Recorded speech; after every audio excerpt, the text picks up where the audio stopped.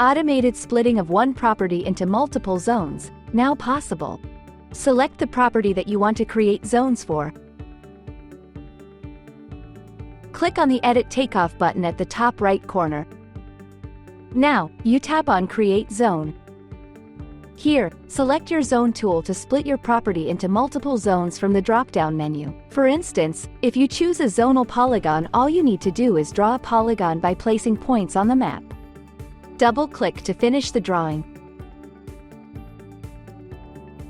Done? Click on Save.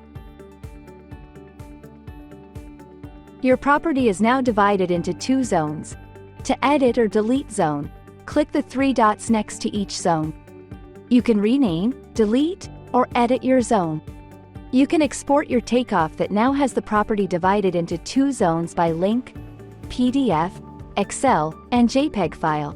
When you share it in the PDF format, you can choose an export type and select Zonal Export.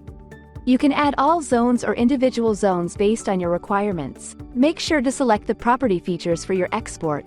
Include and exclude as many features as per your requirement. Tap on Send to Email. And it is done.